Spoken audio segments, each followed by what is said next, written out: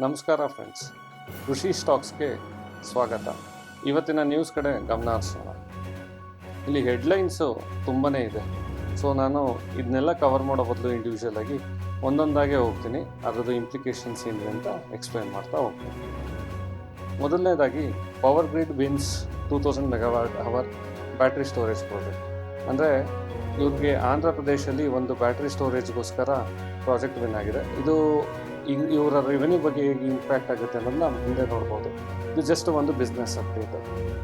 ಮುಂದುವರಿತಾ heritage food peanut butter and jelly ಅನ್ನೋ private ಕಂಪ್ನಿನಲ್ಲಿ 51% ಸ್ಟೇಕ್ನ acquire ಮಾಡ್ಕೊಂಡಿದ್ದಾರೆ.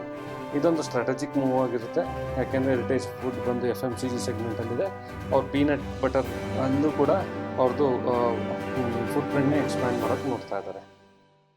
ಹ್ಯುಂಡೈ ಮೋಟರ್ಸು ಒಂದು ಪ್ರೈಮ್ ಟ್ಯಾಕ್ಸಿ ರೇಂಜ್ ಅನ್ನೋದನ್ನ ಲಾಂಚ್ ಮಾಡ್ತಾ ಇದ್ದಾರೆ.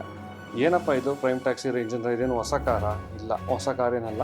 ಈ ಎಕ್ಸಿಸ್ಟಿಂಗ್ ಕಾರ್ಗಳಿಗೆ ಫೇಸ್ ಲಿಫ್ಟ್ ಮಾಡಿಬಿಟ್ಟು ಅದನ್ನು ಲಾಂಚ್ ಮಾಡ್ತಾ ಇದ್ದಾರೆ. ಅದು ಏನಕ್ಕಪ್ಪ ಅಂದರೆ ಇದು ಸ್ಪೆಸಿಫಿಕ್ ಆಗಿ ಟ್ಯಾಕ್ಸಿಗೋಸ್ಕರ. ಸೊ ಅದರಲ್ಲಿ ಏನು ಮಾಡ್ತಾರೆ ಅಂದರೆ ಸ್ವಲ್ಪ ಇಂಪ್ರೂವ್ಮೆಂಟ್ಸ್ ಕೊಟ್ಟಿರ್ತಾರೆ. CNG ಹಾಕ್ತಾರೆ ಅಥವಾ ಏರ್ ಬ್ಯಾಗ್ಸ್ ಹಾಕ್ತಾರೆ, ರಿಯರ್ AC ಇವೆಂಟ್ಸು. ಸ್ಪೆಸಿಫಿಕ್ಕಾಗಿ ನಂಗೆ ಗೊತ್ತಿರೋ ಹಾಗೆ ಇದು I-10ಗೆಲ್ಲ ಮಾಡಬೇಕು ಅಂತ ಇದ್ದಾರೆ.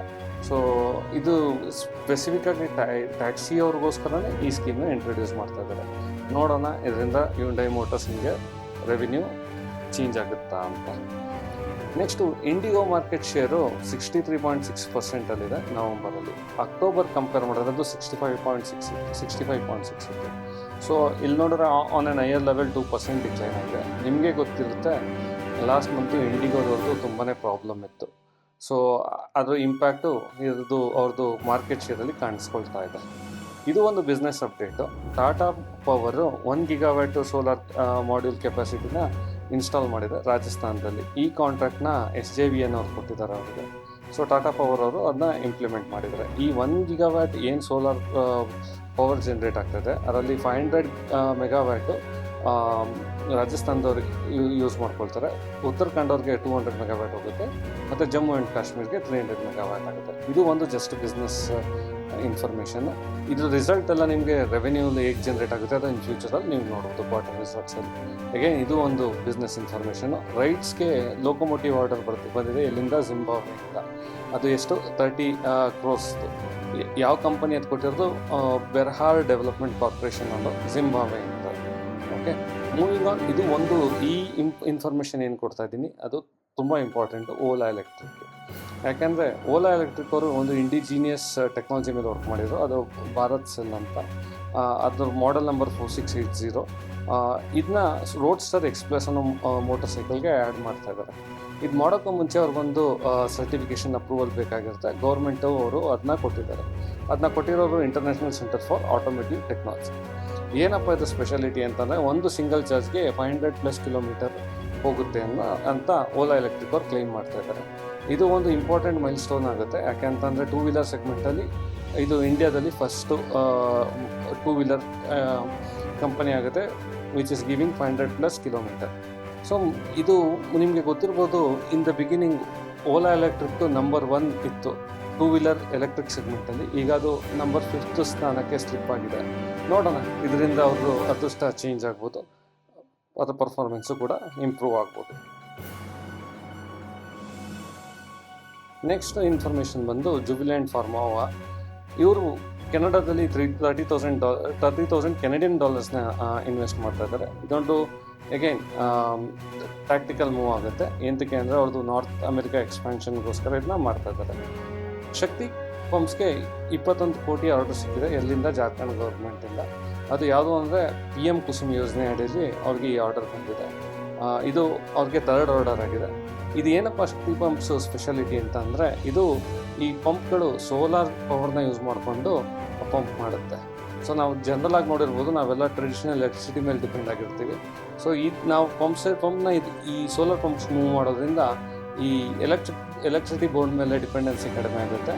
ಸೊ ನಮ್ಮ ಟೈಮ್ಗೆ ಬೇಕಾದಾಗ ನಾವು ಮೋಟರ್ ಆನ್ ಮಾಡ್ಕೋಬೋದು. ನೆಕ್ಸ್ಟು ಲೆಮನ್ ಟ್ರೀ ಹೋಟೆಲ್ ಬಗ್ಗೆ ಇದು ಅಪ್ಡೇಟು.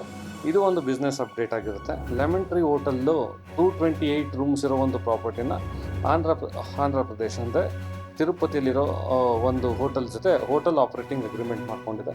ಇದು ಅಗೈನ್ ಒಂದು ಟ್ಯಾಕ್ಟಿಕಲ್ ಮೂವ್ ಆಗಿದೆ. ಸೊ ಇದು ರೆವೆನ್ಯೂ ಹೇಗೆ ಇಂಪ್ಯಾಕ್ಟ್ ಆಗುತ್ತೆ ಅನ್ನೋದು ಮುಂದಿನ ಫೈನಾನ್ಷಿಯಲಲ್ಲಿ ನೋಡ್ಬೋದು. ಇದು ಅಗೈನ್ NTPC ಗ್ರೀನ್ ಬಂದು 8 GW ಕೆಪಾಸಿಟಿ ಇರೋ ಸೋಲಾರ್ ಮಾಡ್ಯೂಲ್ಸ್ಗಳನ್ನ ಇಂಟಿಗ್ರೇಟ್ ಮಾಡಿದರೆ ಇಲ್ಲಿ ಗುಜರಾತಲ್ಲಿ. Mastek appoints Google leader Mark ಬರ್ಸನ್.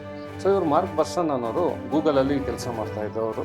ಅವ್ರನ್ನ ಮೇಸ್ಟೆಕ್ ಅವರು ಇಲ್ಲಿ ಅವ್ರನ್ನ ಅಪಾಯಿಂಟ್ ಮಾಡ್ಕೊಂಡಿದ್ದಾರೆ. ಏನಕ್ಕೆ ಅಂದರೆ ಮುಖ್ಯವಾಗಿ ಈ AI ಇನಿಷಿಯೇಟಿವ್ಸ್ನ ಲೀಡ್ ಮಾಡೋದಕ್ಕೆ ಮತ್ತು ನಾರ್ತ್ ಅಮೆರಿಕಾ ರೀಜನಲ್ಲಿ ಅವ್ರದ್ದು ಫುಡ್ ಪ್ರಿಂಟ್ನ ಎಕ್ಸ್ಪ್ಯಾಂಡ್ ಮಾಡೋಕ್ಕೆ.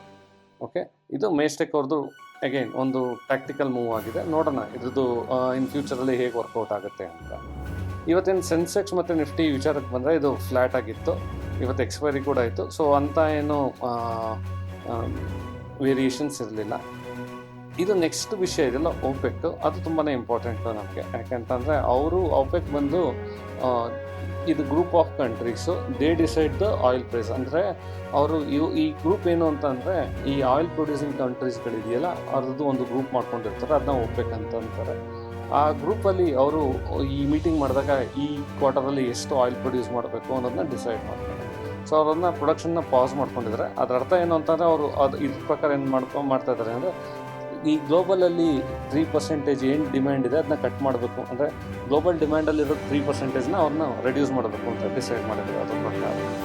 ಸೊ ಇದ್ರ ಇಂಪ್ಯಾಕ್ಟ್ ಏನಾಗುತ್ತೆ ಅಂದರೆ ಪೆಟ್ರೋಲ್ ಪ್ರೈಸಲ್ಲಿ ಚೇಂಜಸ್ ಆಗ್ಬೋದು, ವಿಚ್ ಇಂಡೈರೆಕ್ಟ್ಲಿ ಇಂಪ್ಯಾಕ್ಟ್ಸ್ ಎವ್ರಿವನ್. ಆಯಿತಾ?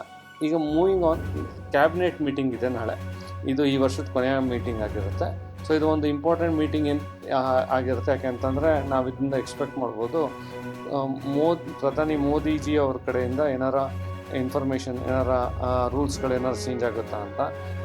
ಅದೇನಾರ ಆ ಚೇಂಜಸ್ಗಳಿಂದ ಏನಾರು ನಮ್ಮ ಮಾರ್ಕೆಟ್ ಇಂಪ್ಯಾಕ್ಟ್ ಆಗುತ್ತಾ, ಅಥವಾ ಏನಾರ ಒಂದು ಇನ್ಫಾರ್ಮೇಷನ್ ಕೊಡ್ತಾರಾ ಮುಂದಿನ ವರ್ಷಕ್ಕೆ, ಅವೆಲ್ಲ ಅದೇನಾರ ಕೊಡ್ತಾರ ಅನ್ನೋದು ನೋಡೋಕ್ಕೋಸ್ಕರ ಕಾಯ್ತಾ ಇರಬೇಕು.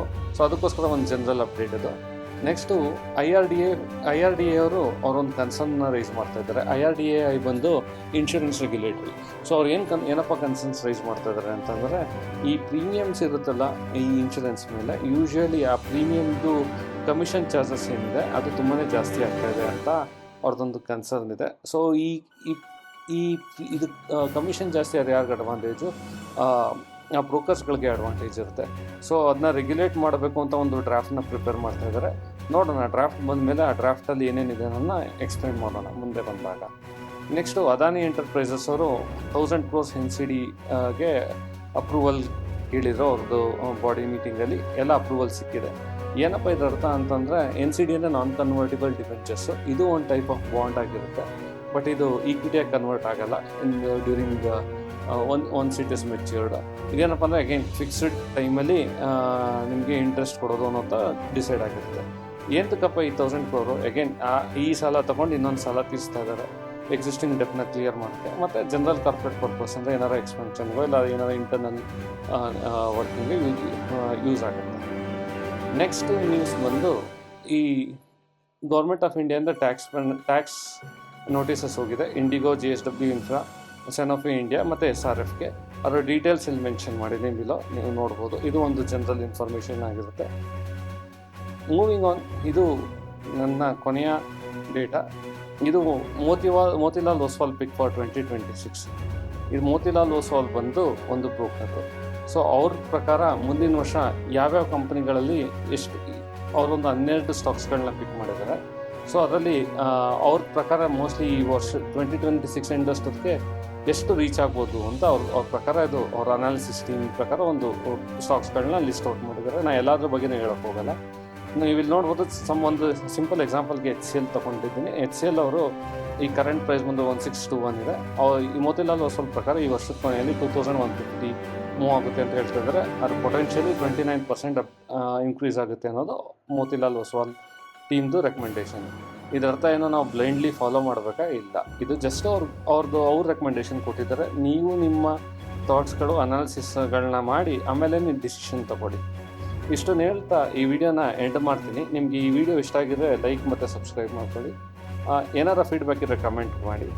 Thank you.